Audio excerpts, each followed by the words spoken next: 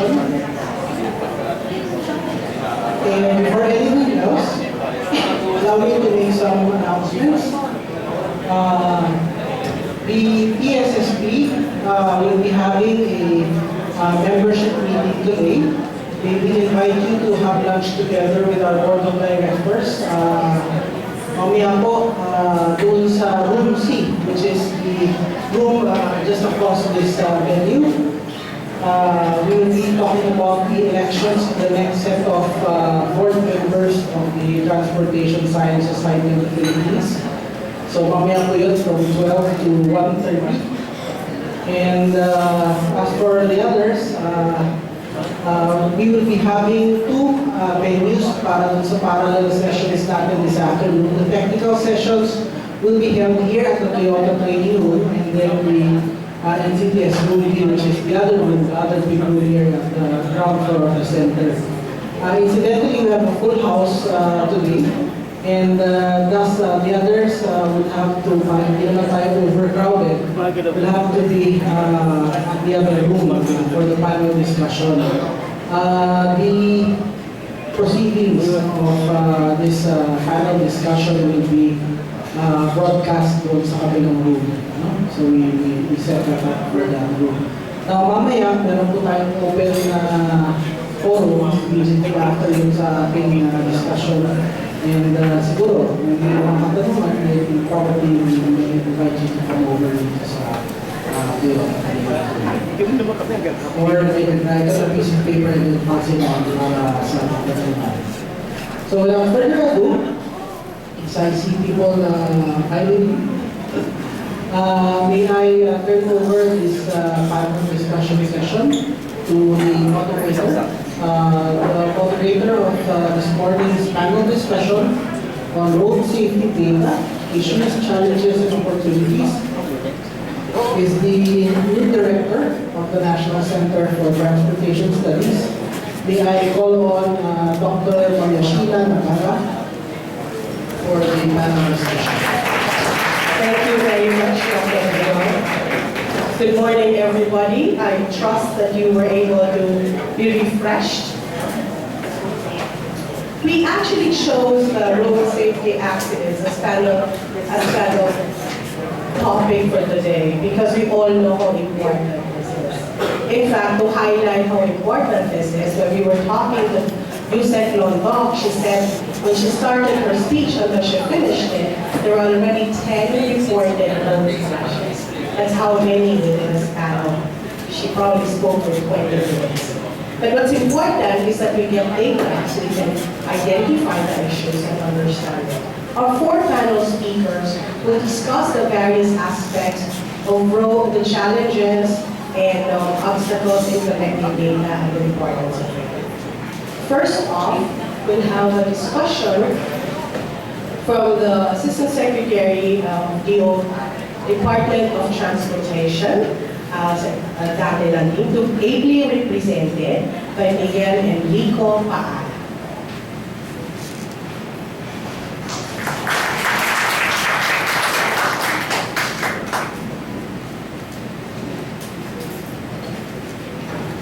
Hi, good morning. I'm here to present two efforts by the DOTR, by the Department of Transportation, in response to challenges in data reporting. Okay, so, well, these are the data for road incident visualization, evaluation, and reporting system, or driver system, and the open traffic platform. Okay. So the government today is facing huge challenges in transportation. We all know that. Two of them, solving traffic congestion and solving accidents. There are many strides have been made to resolve these problems. Budget has been allocated, investments are made, we have tons of studies, plans, trains are lined up, but the department has been working, tirelessly night and day. But one thing has yet to be recognized. Alleviating traffic congestion and traffic incidents requires a multi-sectoral effort. And for everyone to get involved in this feat, there is a need to empower all government agencies to make evidence-based decisions. That begins for everyone to have access to accurate and reliable data when we need it. Next slide. We all know these things. Road accidents still continue to be a leading cause of death. Next slide. It costs 2.6% lost GDP to the Philippines. Next. Vulnerable groups like pedestrians, cyclists, motorcyclists are the ones most affected. Next. And the traffic persists in our everyday life. Although this is the case, traffic congestion and accidents remain to be preventable and predictable. Let me repeat that for emphasis. Preventable and predictable. We just need to make evidence-based decisions. Next slide. However, again, it is difficult to make evidence-based decisions if we face many challenges in data collection, recording, and analysis. Today, to be able to understand traffic congestion, we need to conduct manual surveys. We need to have investments like CCTVs, vehicle detector loops. Studies are being procured, and it takes at least half a year to complete the study, half to procure it, half to implement the actual study. And all of these require substantial capital outlays, maintenance, technical expertise, and going through all bureaucracies of the government. At the same time, road accidents are being recorded in logbooks, making it difficult for archiving and conducting analysis. Substantial underreporting has continually been raised. Different agencies have different database systems. For example, DOH has their own PNID-MS. DPWH has had their TARAS. PNP has their blotter system. So there are different databases, and none of which links all of them together for us to be able to have a complete picture of road accidents in the Philippines. And until now, we don't have a single reliable source of how many accidents that we have on the road per time of day of week, weather type, road surface, road geometry, per age group, different types of analysis. Next slide. So now the Department of Transportation is aware of this and has embarked together with the World Bank and many different agencies like the DPWH, DOH, TNP, Road Board, DILG, DOST, and in all these open data initiatives, two of them I will present today: the Data for Road Incident Visualization Evaluation and Reporting System and the Open Traffic. Both of the systems are low cost, open source, online, automated, centralized, and can be implemented on a national scale. Basically, the Open Traffic is a graphical user interface for use by government agencies to easily visualize stored traffic statistics like travel time and travel speeds in a map. On the other hand, driver, or the long one, the long name of the system there, is an open source, web-based, centralized, and nationwide system for road accidents. Next slide. So two important opportunities have allowed us to undertake the Open Traffic platform: the growing use of smartphones and the growing market for ride-hailing apps like Uber and Grab. In this case, in the Open Traffic platform, we use Grab data. These two opportunities have allowed us to tap into a network that is not limited to specific corridors, is continually updated real-time, does not require any maintenance, and provides a robust sample that is not simply achievable by manual methods. Because as far as the data is concerned, all of the corridors which are operated, where Grab operates, we can have the data where Grab operates. So for example, yung mga secondary roads, may mga Grab taxi rin naman dun. So we also have GPS points for that. Next slide. So to give you a sample, we plotted the Grab's GPS data in Cebu in a 24-hour period in Cebu, and it almost feels like we are looking into a map of Cebu, whereas this is just raw GPS data. Next slide. Also for Manila, this just means that Grab's GPS data is formidable enough to allow us to analyze traffic congestion in almost all corridors, especially in major cities where Grab operates. Next slide. And this also enables us not just to see and monitor traffic, but also allows us to conduct different kinds of analysis, such as road safety and emergency response, congestion analysis, and traffic signal optimization. Next slide. Which are otherwise difficult for traditional methods such as CCTVs or vehicle detector loops. Next slide. So let me give you examples of the analysis that can be made through the system. So one analysis is travel time reliability. Well, through the system, we can now check for travel time and speeds for a given corridor for a specific time of day of the week. At the same time, the system allows us to observe weekday peak and non-peak travel patterns. Next slide, please. For example, these are the travel patterns in major cities in the Southeast Asian region where Grab operates. So, what is striking about the analysis is that our traditional notion of peak hour is challenged because, as you can see in the graphs, there is really no peak hour since travel speeds remain to be almost the same throughout the day. So, for example, for Jakarta, it's at 30 kilometers per hour starting in the morning, and it remains that almost the same as that for the rest of the day. Whereas in Singapore, for example, where traffic congestion is less, we have 50 kilometers per hour almost throughout the day. Next slide. So another analysis that can be done is vulnerability analysis. So used together with the other system, which I will show later, the driver system, we can now assess how vulnerable each corridor is to road accidents, to flooding, to different kinds of road incidents. For example, this day last year, July 24, 2015, where there is heavy rain, we can see how the northbound and southbound lanes of EDSA have been affected by the rain. So for example, northbound trip, it remained almost at 0 kilometers per hour, standstill. For the southbound trip, gumagalaw pa naman. So here we can see how vulnerable our roads are to flooding. For example, northbound trip, pag umulan lang ng paunti, wala nang gagalaw. For southbound, well, there's still movement, no?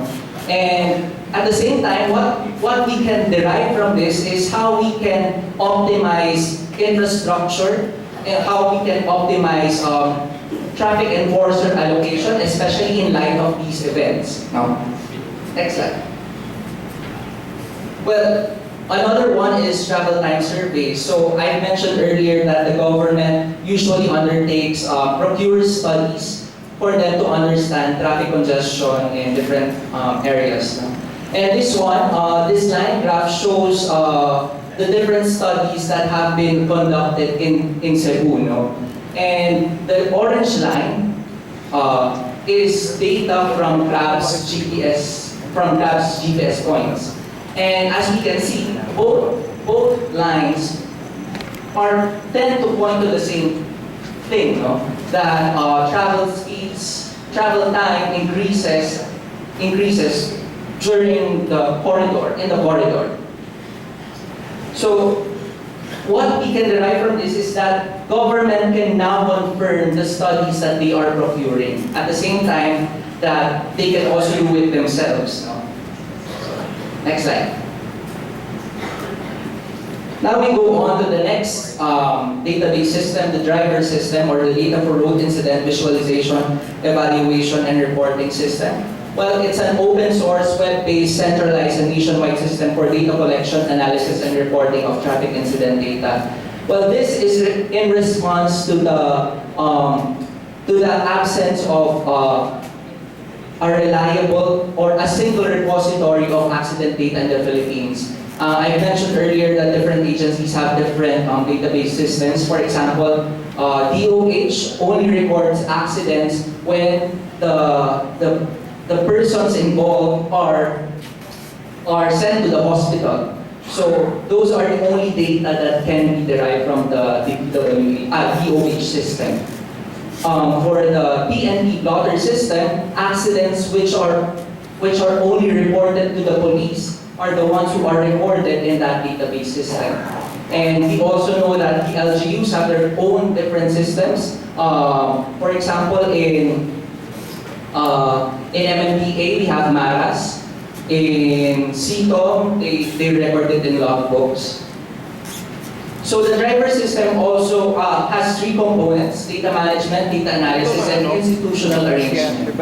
And it allows use of historical data to inform traffic management, policy drafting, and investment decision making. Next slide, please. So the driver system started off with a prototype in Cebu and Manila. So this one is before the prototype has been implemented. They record the traffic accidents in logbooks. And what does that imply? It implies that it would be difficult for us to analyze the data. It also implies that these logbooks are very vulnerable to loss of data. Siyempre, pag umulan, pag may nagnakaw ng logbook, nabura na yung history of road accidents in Cebu. Next slide. So after we've implemented the prototype of driver system, and the prototype of driver system is just a map. No? We just asked CTOM, or the Cebu Traffic Enforcer Management, Traffic Operations Management, to just encode the data that they have and plot it in a map. Next slide. So what this one is an actual screenshot of what they did, and I'll go back to that later. Next slide. And preliminary initial analysis, they can already plot where taxis have accidents, pedestrians, motorcycles. Next slide. This one is in MMDA. So even if they have a lot of CCTVs, a lot of those big infrastructure and equipment, they still encode the data, the traffic data, in logbooks.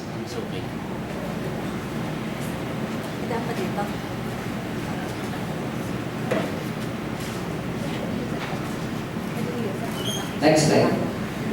So logbooks, yes. Next slide.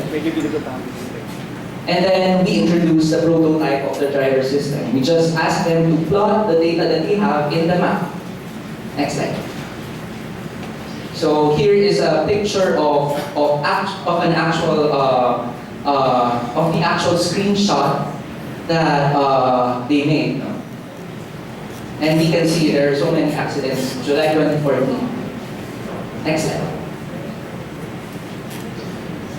So we just ask them to translate what they have in the logbook into a computerized format. No?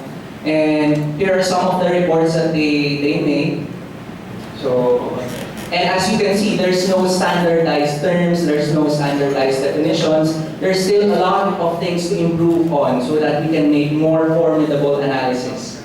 Next slide. And here are some of the analysis that we made. Well, initial results of these analysis really encouraged us to develop the system further. You know?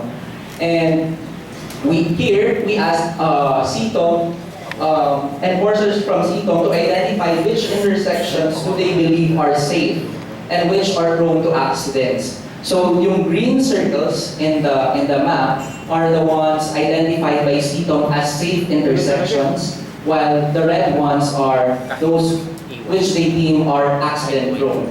While the yellow blob ones are the number of actual accidents. So here we can see that the enforcers of CTOM, the intersections that they deem as safe are not really safe because they involve accidents in number 37 and number 39. So there's a disjunct between what is perceived and what is real. And that is enabled by the web-based map, no? Map pa lang yan na analysis. Next slide.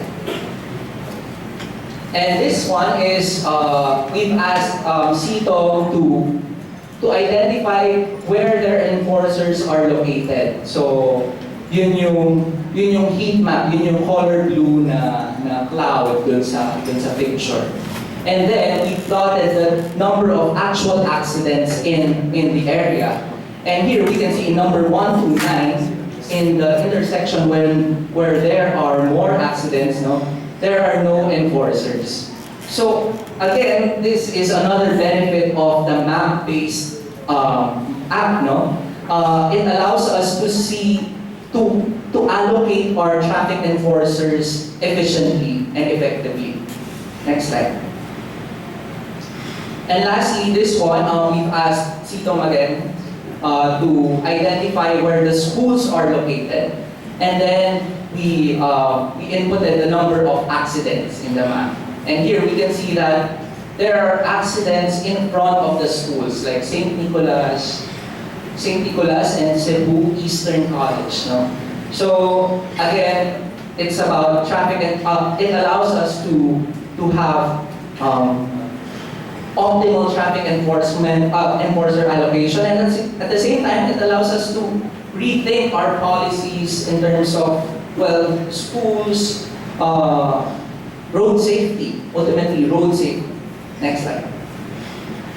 So we had outstanding observations.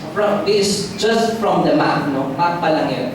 That's why we proceeded then to develop the driver system. So, like what I said again, it's an open source, web-based, centralized, and nationwide system. Next slide. So some specifications in the system, well, it allows black spots, it automates black spot generation, and it has customized filters for each agency. For example, for DPWH, they would be more interested of the number of accidents happening in a specific road geometry or road surface, in a specific weather type. I think they would be more interested of that. So they are free to customize what they want to see. No? Parang pagka-login mo, may dashboard na nakagad na magpapakita at yun nakagad yung data na gusto nila, na makikita nila. Next one is the cost of black spots to the economy. No? So it generates it automatically generates the cost of accidents to the economy. Well, the formula that we used here is we had a global survey of the light or the cost that each individual Filipino would likely invest for them to be safe, no? And that is the one which we use to compute for the cost of accidents in the economy. Kasi for example, I have yet to check what number it is, no? Pero for example, kung ako 20 pesos yung ini-invest ko for my safety, then pag ako yung na-aksidente, yun yung nawala sa economy na ano. Next one is visualization of accidents over imported shapefiles, optimization of emergency services and enforcer resources assignment. That one we use in conjunction or in partnership with the open traffic system. So for example, for emergency services, kailangan you just don't have to know the number of accidents in a given corridor. You also have to be aware of traffic congestion or travel time and speeds in that corridor for you to optimize emergency response. No? Next, monitoring effect of interventions. That one again, you'll use that. You'll be able to derive that in partnership with open traffic. So, driver system allows you to plot interventions that the government has made in a specific corridor. But the problem is you cannot just rely on that data alone to assess if that investment or intervention has been effective. Because one reason can be travel speeds in that area is slow, no? Bumagal lang talaga or mas naging congested yung corridor na yun. Hindi yun dahil dun sa tinayo mong overpass, hindi yun dahil sa flyover or stoplight. So, it gives a more dynamic assessment of traffic congestion and road accidents. So, dashboard feature and mobile application to support data entry in places where internet, where there is no access to internet. Next slide. So here are actual wireframes from the system. This is the dashboard. Next slide. So here are black spots and traffic interventions. Next slide. So now what are the challenges in implementing these two? No? Right now, the two database systems have already been completed. We're just fixing some bugs. No? But the main problem is still institutional arrangement. Yes, we have the platform, but who will implement it? How will we sustain it? Who gathers the data? Who accepts, who monitors that the data inputted is correct? Or who deletes duplicate data? Who trains the ones who will gather the data, who will use the system, who will encode the data into the system? No? So those are the big challenges for this project. Another one is capacity building for the government. We need more people who can analyze the data. Meron na nga tayong data, pero paano natin gagamitin kung hindi naman natin alam i-analyze, no? And at the same time, aside from training, aside from analysis of data, we also need hardware, no? We also need equipment. We need computers, we need internet to be able to access this. This is web-based, no? So madali na siyang ma-access dapat. Pero we lack capacity and resources in the government, and that's real. And lastly, nationwide deployment. How do we ensure acceptability by the different LGUs? We have so many LGUs, and we just have the Department of Transportation in Manila. No? How will they deploy it in the whole nation? So that's it. Next slide. Thank you.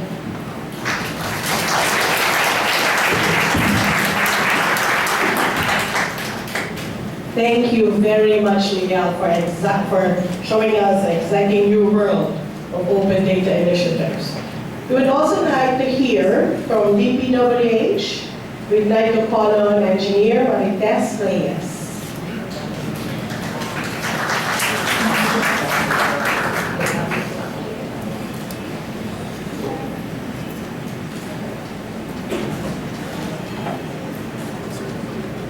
Thank you very much, Dr. Sheila.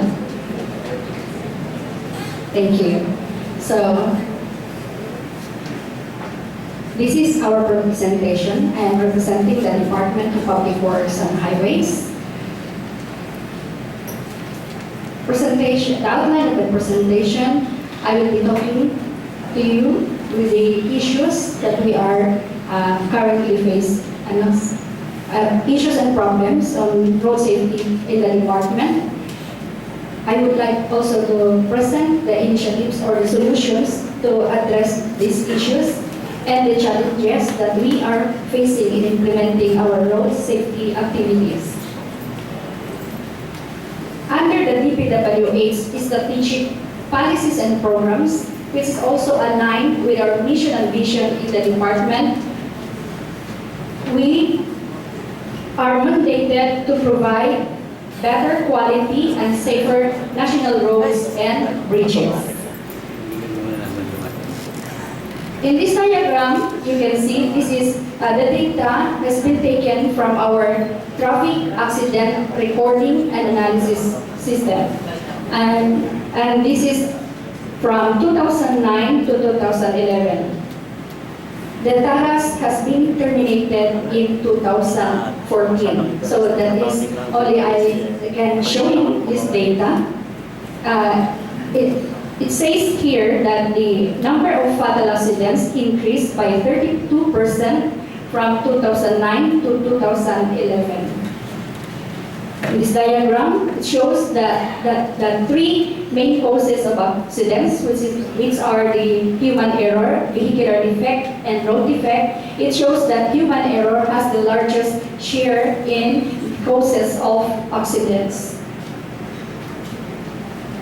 The type of vehicle that is mostly involved in traffic accidents are motorcycles. So the initiatives or the solutions that we did, in 2004, we developed a traffic accident reporting and analysis system which incorporates the collection, storage, and analysis of data. But then this was terminated in 2014. We also implement weighbridge operations in 24 stations at strategic locations nationwide to check overloading. We also implement anti-truck overloading mobile enforcement or ATOME in 16 stations in the National Capital Region.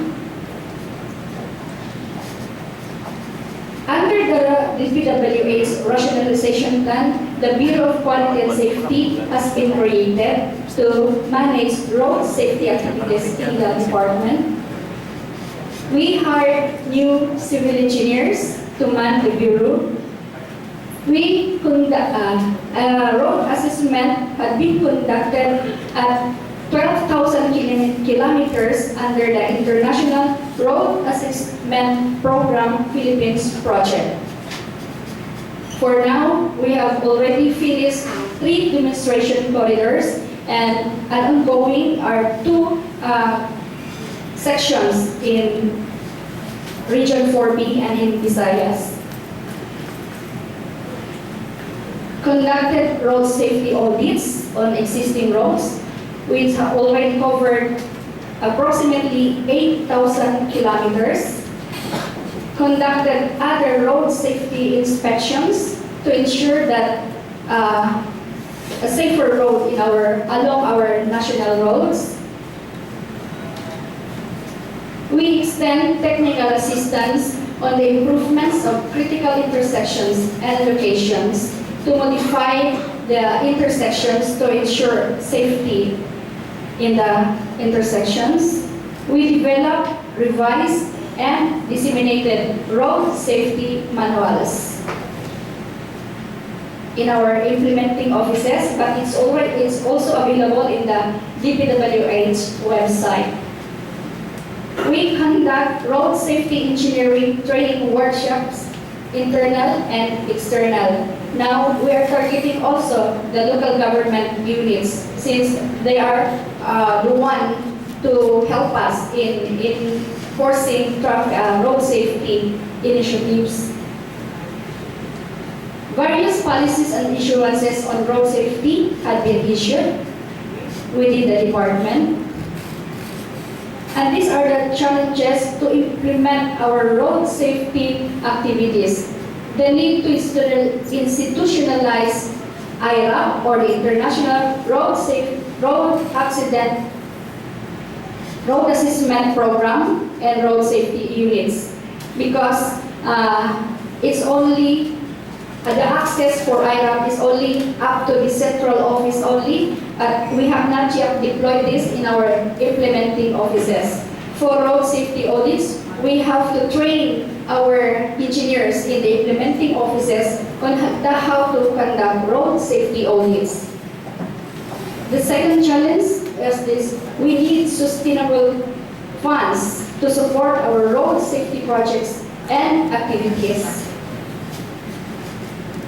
Institutionalization of road safety in the implementing offices through the creation of road safety units. Until now, we don't have a focal persons in our implementing offices. It's only in the central office. We need the continuous conduct of road safety engineering workshops for all DPWH employees, since most of them have already been retired from the department. The conduct of road safety engineering and workshops for LGUs, because not all LGUs have been trained on road safety engineering. Kailangan namin ang suporta ng LGUs in implementing our road safety activities.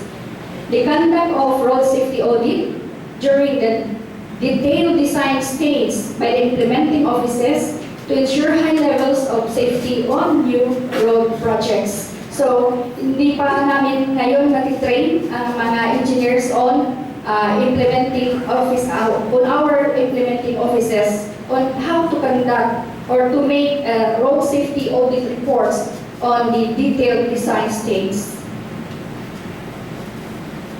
Improvement of hazardous locations. We needed a real-time road accident data. The driver that Mr. Mary Pala that you have that he had showed you to replace our traffic accident reporting and analysis system. Without the data, we could not identify the hazardous locations which we are about to improve. We have also problems and difficulties in the removal of obstructions and illegal structures along road right-of-way and clearing of sidewalks, which is under the jurisdiction of the local government units. The full implementations of anti-overloading law, because we needed the support of the truck owners and the truck organizations.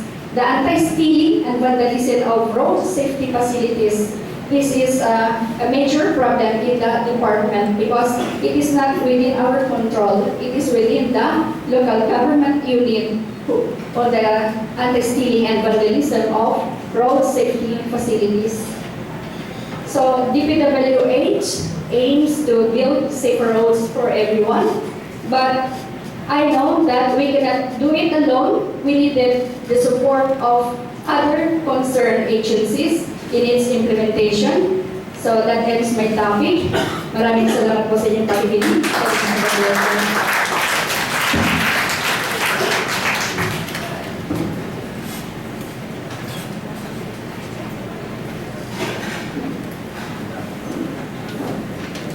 Thank you very much, Maritas. I'm sure you all have burning questions. Please keep them until our open forum in a few minutes.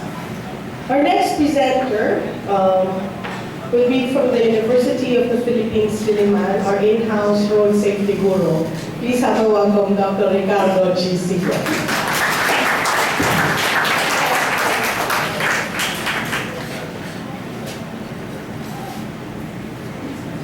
Thank you very much, Doc Sheila. Nasa na ang ating pointer. And good morning to all. So, well, road safety. My first serious look at the state of road safety here in the Philippines was way back in 2004. And at that time, if we look at the data that we had then, as far as fatalities, number of fatalities is concerned, it's somewhere around 1,000, around 700 even in 2003. However, if you look at the key indicators that would somehow affect road safety, for instance, population. Population is increasing by, at that time, 2.2%. Vehicle registration, the yellow one, is also increasing by, I think, about 4%. And then GDP, more than 4% as well. So, question in mind is, with all these key indicators increasing, would it be likely that number of road crosses would be decreasing? So at that time, we seem to paint a rosy picture, as if there's no problem as far as road safety is concerned. Now we look at present. Still, population is increasing. We have reached about more than 7 million. GDP is also increasing rapidly in the recent years, as well as vehicle registration. The steep increase here is remarkably due to the number of motorcycles way back in 2001-2002, due to the advent of cheap motorcycles from China. Okay? So with all these indicators increasing, what do you expect? At that time, okay, I really had no idea what the condition was. But thanks to at least 2 points, This point was based on the report made by DOH way back in 1998, a report made to WHO. At that time, it was 4,000. Okay? And there was a study funded by UNICEF in 2003. It was led by Dr. Lee Kison, I think from DOH as well. And from her data, what I got was more than 9,000 fatalities a year. That was in 2003, based on household interview nationwide. So what's really happening? Of course, I just interpolate that this would be increasing. But if we look at the data that we had there, talagang grabe ang underreporting. But we don't blame the police then. The police was doing his job of reporting, but reporting what really happened at the site.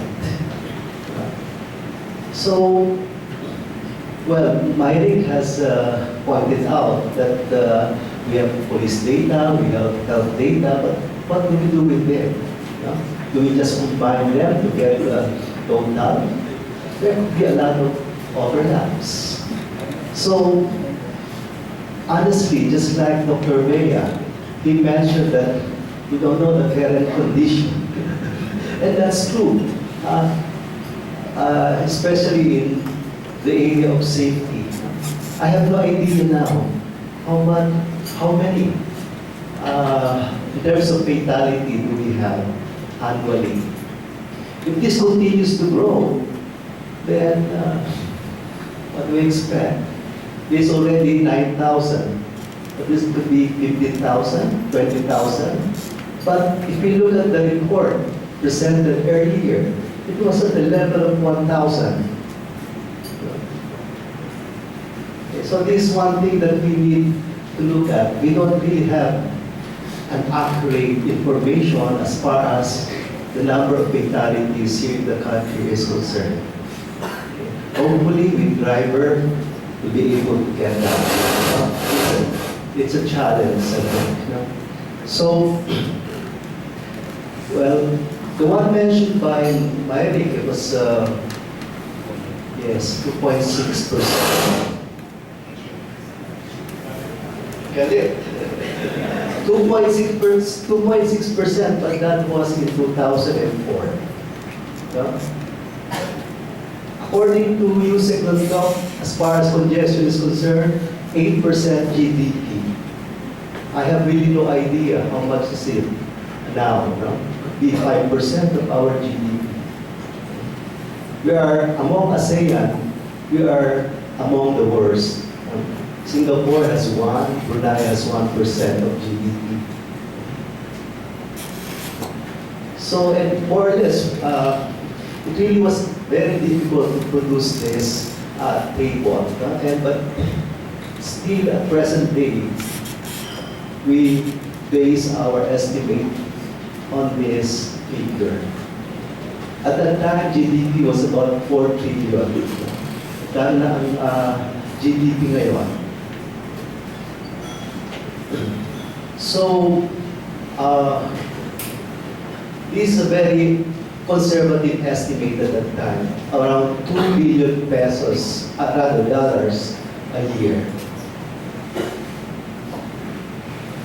As far as data is concerned, for planners, engineers, and managers, I think we just need to answer these basic questions.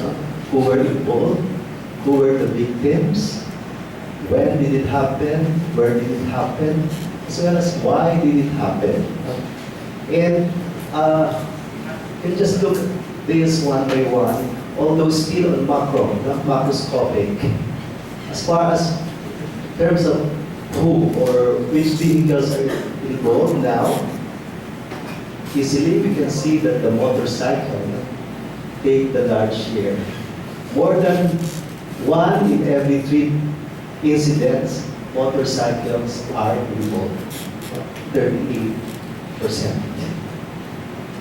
It was until, I think, 2007 when the number of incidents was dominated by cars. But after that, it was the motorcycles. This is a very old slide from one of my advisors who did the research there, of those who ended up in the hospital. They see that at that time it was the pedestrians. I'm sure this has been overtaken by motorcycles now. When did it happen? Well, based largely on available data, okay, nationwide, you can see that most incidents happen at night. Early in the morning or late in the evening, and this is true for Metro Manila. So this information can give us a lot of things. What's really happening? Is it dark? Or most people are driving under the influence? Okay? Or may presence pa ng police or ng enforcer? So these are the things that we need to look at. Or all of the above, maybe. Where did it happen? This is an old one, 2005, but I'm trying to figure out where the black spots are, and hopefully with the driver system to be able to identify. But at that time, okay, so we see that yes, EDSA. And Commonwealth, this EDSA, this Commonwealth, and the rest would be among 1, 2, 3, 4, 5, 6. These are called blocks or arterials having the most number of road crosses in Metro Manila. Of course, the driver could help us, the system could help us really pinpoint or identify the exact location of the incidents. Now, this is a big question. It's really very difficult to answer. Why did it happen? What are the causal factors? It's a bit small, no? But again, based on the earlier presentations, most of the causes will be attributed to human error.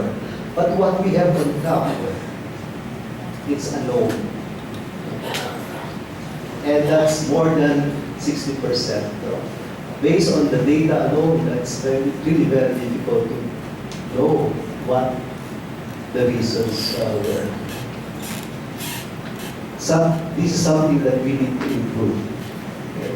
And really, we need to train our investigators, our police, our enforcers, in order to get or to identify what the reasons are for, as Myrin has mentioned, we can prevent or we could predict. So, based on what Engineer Reyes has mentioned, there is what we call road safety audit. And that is a way of kind of predicting or preventing any possible incident that could happen in the future. The other is black spot analysis, which is reduction essentially. So we really need to know what happened.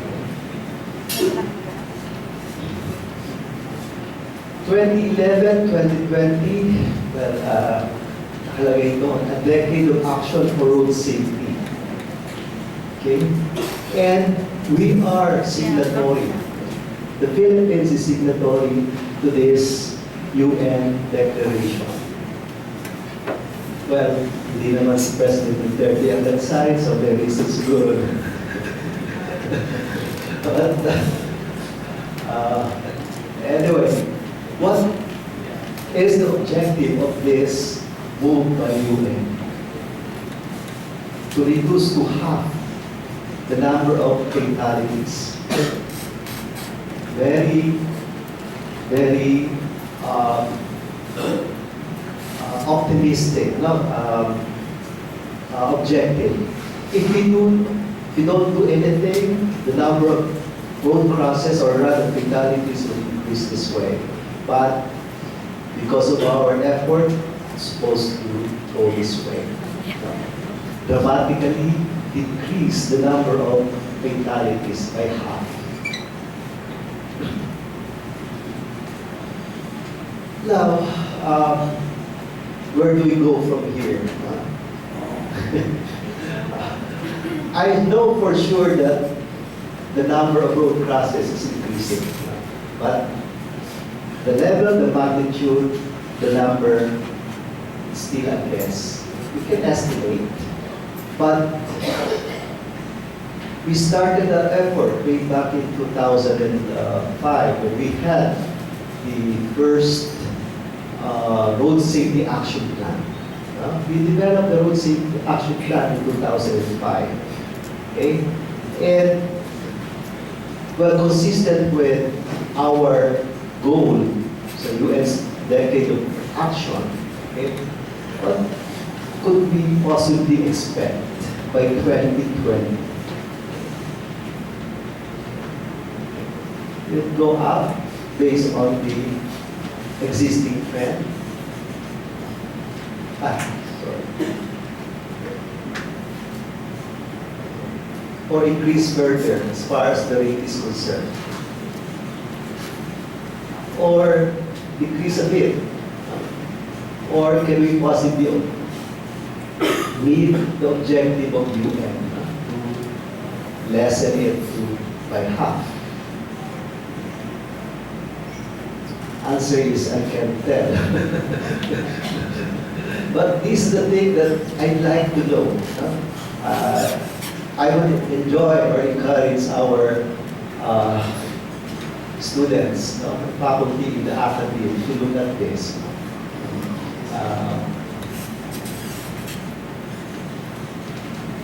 Once we know, because the problem is if we know the cause, then we'll be able to have some strategy or goals or objective. Simply lang, based on the data, if we could identify the most vulnerable user group,